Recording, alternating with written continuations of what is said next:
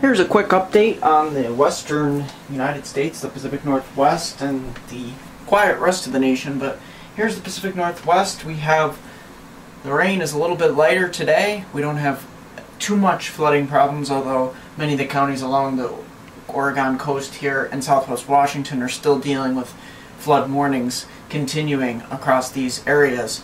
But the good news is that a lot of the rain has lightened up a bit here in the northwest as the system is weakened, but we are expecting some showers to continue. Temperatures have actually warmed up, so the Cascade range here is changing over to rain now, so most areas will continue to see rain as of this current time.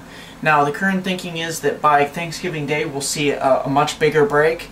With Thanksgiving Day, most areas in Washington and Oregon probably won't see much rain, anywhere from a 20 to 40% chance of a shower, but luckily you'll start to dry out a little bit. But until the next system comes in on Friday here, and Friday, Saturday, Sunday, and into Monday, we could have continued torrential rains for the northwest here. The good news is there's no major record flooding going on, but there is minor to moderate flooding continuing on most of the area rivers west of Portland, west of Medford, in southwestern Washington here, and that should continue as we have drainage problems continuing. With the wind, for the most part, you can see wind gusts are indicated here, are mostly in the 30 to 40 mile per hour range. We did have winds up to 60 miles per hour in southwestern Oregon this morning, but those have subsided a little bit. We're getting mainly 30 to 40 mile per hour gusts up here in Washington and Oregon. So we'll continue to watch that. Otherwise, the rest of the nation, we're dealing with a very weak moisture star front here in the midsection of the country, and further east here, that east coast low has completely begun to move east and slowly fizzle as it does, as it gets away from all of its energy with the trough.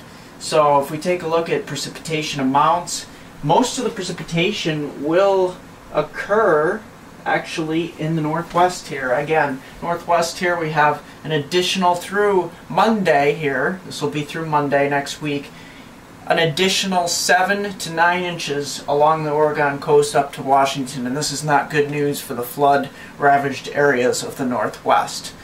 So other than that, the rest of the nation, we might have a few spretzels here in the east, maybe up to a 1/4 inch in some areas, but we're not looking at too much other than that.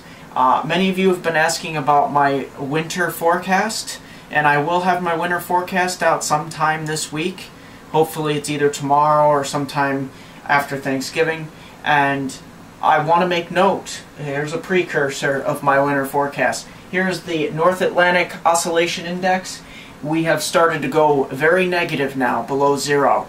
So that will have implications on the beginning of our winter season here, and that could strengthen the trough in the eastern part of the United States, which could lead to a snowy November. But my thoughts on that, I will hold off for now.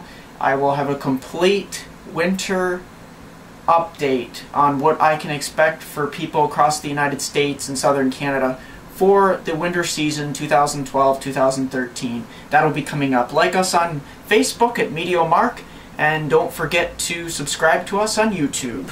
Here's a 4-day forecast for my hometown viewers from Binghamton to Elmira in the northern tier counties of Pennsylvania.